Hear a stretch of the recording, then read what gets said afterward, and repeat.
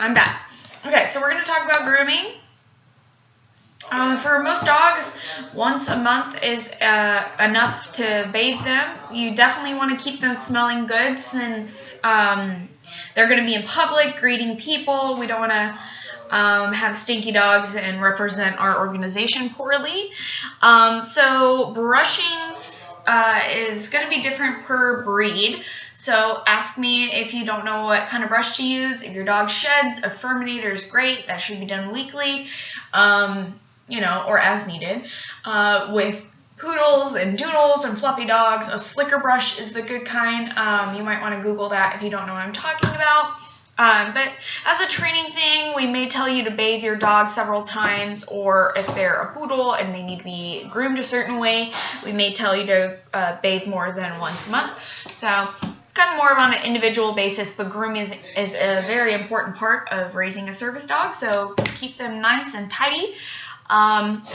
Nail clipping should be done once a week.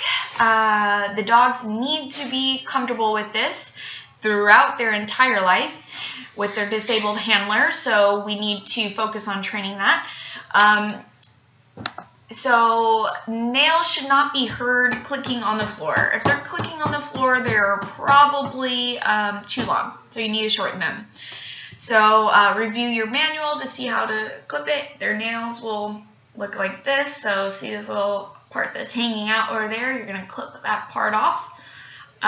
So you're just trimming them. And the more you keep them trimmed every week, the shorter this quick, the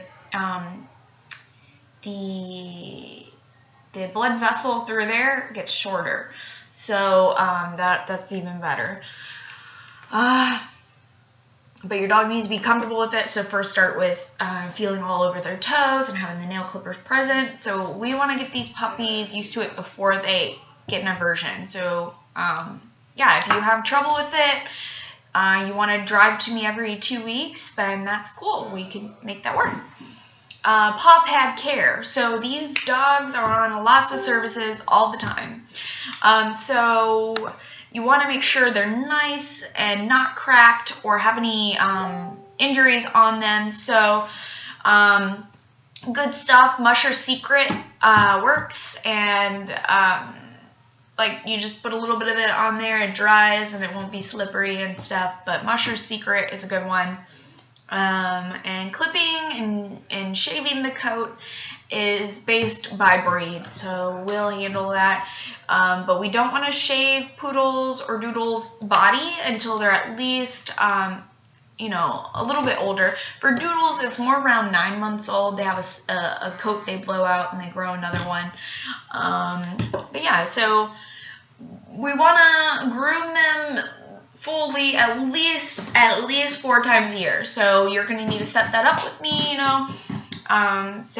or you need to pay for your dog to go to a groomer or learn how to groom them with me. But there's certain styles that need to be kept up for a professional look as a service dog.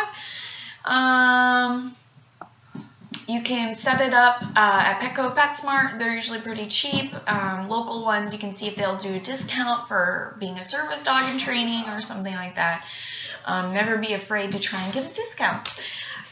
Teeth brushing. This needs to be ideally once a week, but it could be even more or less. But we need to make sure their back molar teeth aren't getting like dark colored, or their gums aren't looking bad. So your vet will be able to check them out. They're usually not an issue until they're after a year old, but we want to keep them nice and fresh. You can also get some stuff to add in their water, and brush their teeth and all this other stuff, foam. But teeth brushing, dental care is important for our dogs as well. Now, training reports. These are mandatory. I have been really nice to make it every other week right now. So that means they cannot be late. The strike system, remember, if you have more than 3 strikes, we end up taking the dog from you, and that's really sad and embarrassing, and we really don't want to do that. So let's just be responsible people. This can be a pain, but I've done it for many years. Everyone has to do it.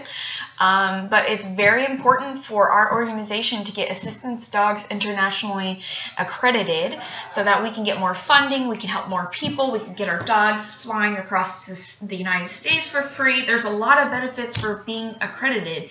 Our dogs can even travel internationally. So we need that accreditation. It shows our commitment and our quality of training for our dogs. So you need to send a picture to me that has not been posted on social media yet. Every other Sunday by midnight, we need your weekly training report for the past 2 weeks. And you also need to post on your Facebook weekly. It could be just one little picture saying, I've had a great week. I worked on sit and down today.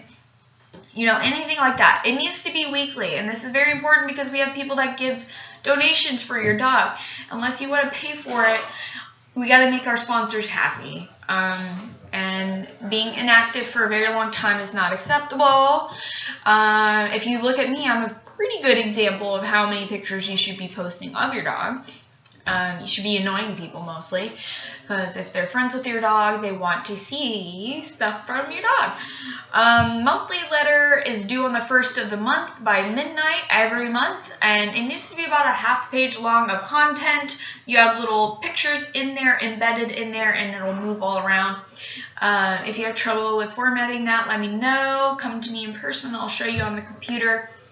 But monthly letters should talk from the dog's perspective about what you've done that month and add photos to make it fun. And we send these to our sponsors on our monthly newsletter.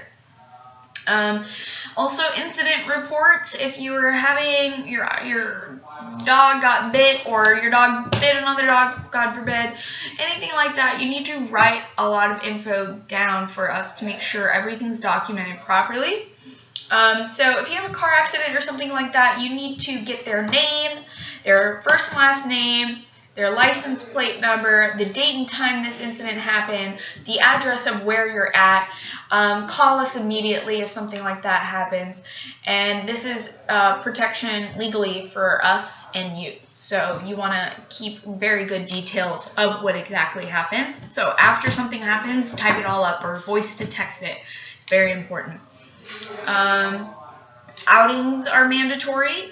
Once a month, we go somewhere in public to kind of socialize our dogs with other service dogs in training, to environments and practice their skills. We also use this kind of as an evaluation of how your dog's doing.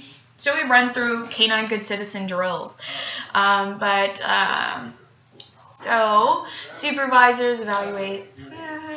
Oh, and if you do well, we give you jacket privileges. Remember, they're in levels. So you may get to go to one store. You may get to go to 3 different stores. You might get to go to all stores.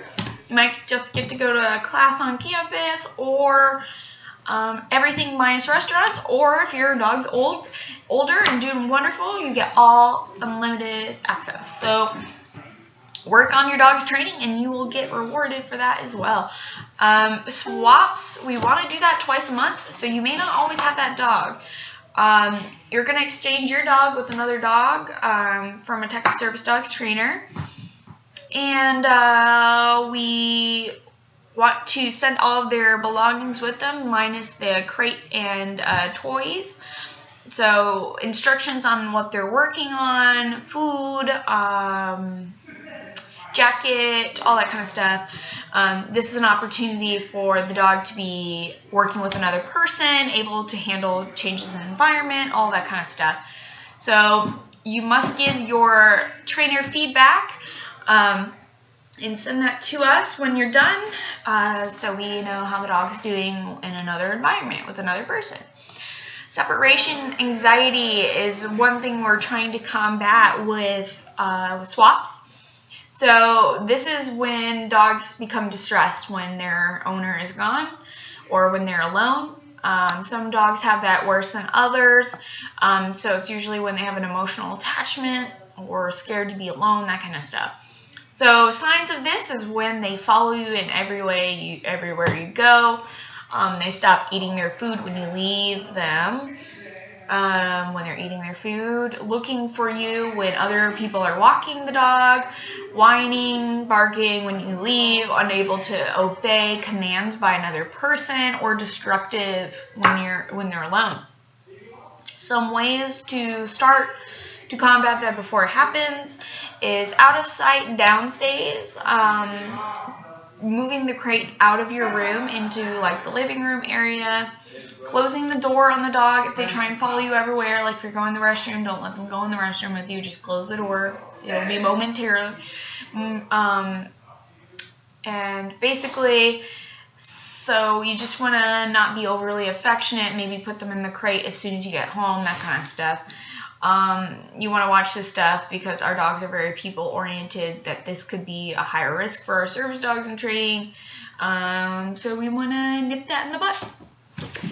So some parts on the Canine Good Citizen test are these 10 descriptions. You need to plan the Canine Good Citizen test with Petco, PetSmart, another local trainer, at least a month before you plan on giving the dog back to us, because if the dog doesn't pass that, that can extend their stay with you. So it's very important they pass that in before you plan on giving them to us. This is not optional. You need to send us a confirmed date when this is happening. If you need to know more about what those 10 tests are, your manual has them in detail. And you can also go online and find that. But the biggest thing about this is the sacrifice you guys are going to make for someone else's benefit, and it's really admirable. It's very tough on us, but it's a labor of love, and you will get a letter from the person who will have the dog. You will attend graduation with them. It's a huge deal. But I really applaud you for making it this far, considering helping someone in this way. It's just incredible. So you will lose a lot of your personal time, your social life, hanging out with friends and things you used to do without a dog as well. Your school you may slack in school, you may have issues with juggling job, and you may lose some money spending it on the dog. So there's a lot of sacrifices you guys make. So be prepared for that if that's something you want to still pursue. And we operate on our honor code, so we do not lie, and we do not cheat or anything like that. So don't do anything to make us not trust you.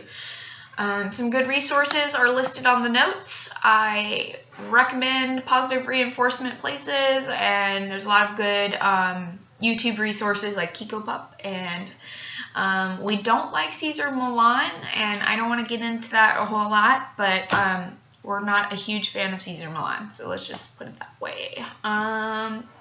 Clicker training is your best friend. So that's it for class 3. If I feel like I need to make another class, I will, but I think we're pretty good at wrapping up what you read on the manual. So talk to me if you're still interested.